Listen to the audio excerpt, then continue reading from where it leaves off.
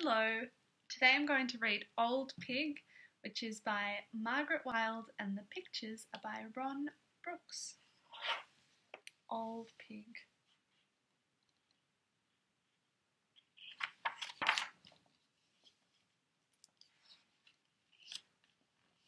Old Pig and Granddaughter had lived together for a long, long time. They shared everything, including the chores.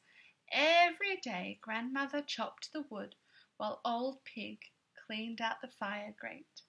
Granddaughter swept while Old Pig dusted. Old Pig made the beds while Grandmother hung up the washing. You can see them doing the chores. Granddaughter made porridge, tea and toast for breakfast. Old Pig diced carrots and turnips for lunch.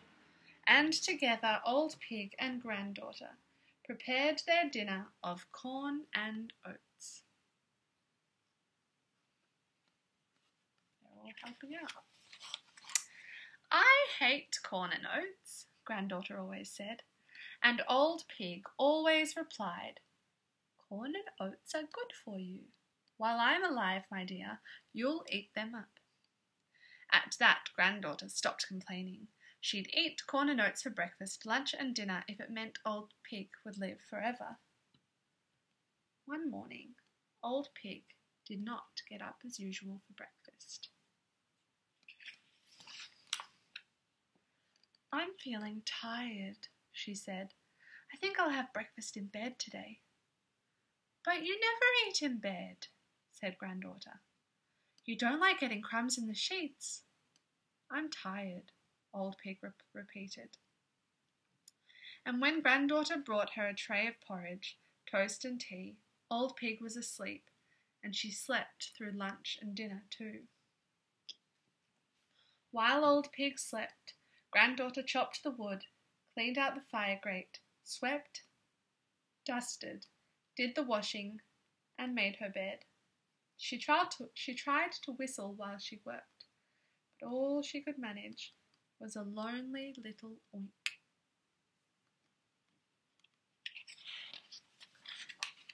The next morning Old Pig was still tired, but she made herself get up. She had a spoonful of porridge, a bite of toast, and a sip of tea. "That's not enough to feed a sparrow, let alone an old pig like you," said Granddaughter. She pulled a funny stern face, but Old Pig just shut her eyes for a moment, then looked around for her bag and her hat. "I have a lot to do today," she said. "I must be prepared." "Prepared for what?" asked Granddaughter. Old Pig didn't reply. She didn't have to. Granddaughter already knew the answer, and it made her feel like crying inside.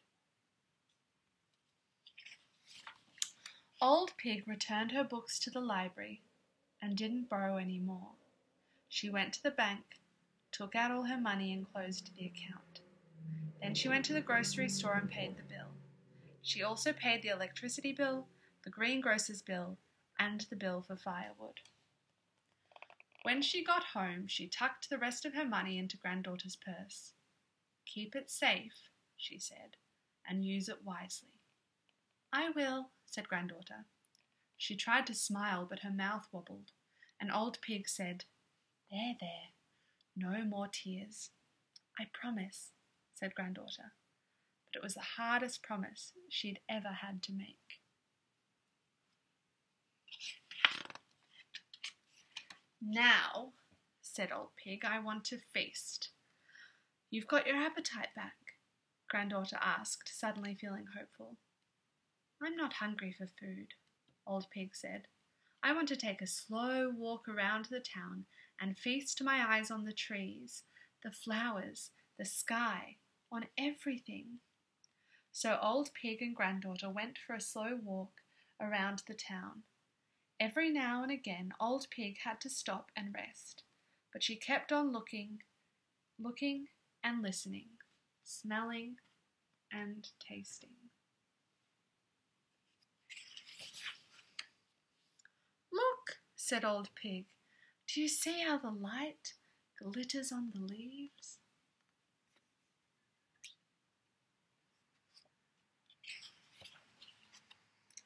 Look, said Old Pig. Do you see how the clouds gather like gossips in the sky?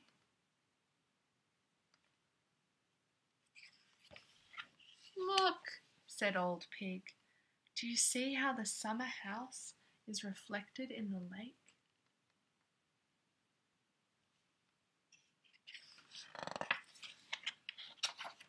Do you hear the parrots quarrelling? Can you smell the warm earth? Let's taste the rain.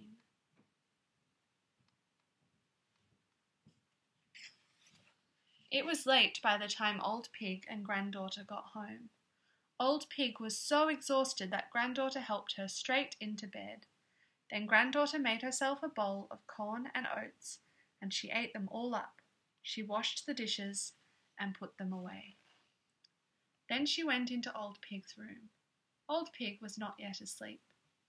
Granddaughter sat beside her on the bed. She said, "Do you remember when I was little and had a bad dream? You used to come into my bed and hold me tight." "I remember," said Old Pig.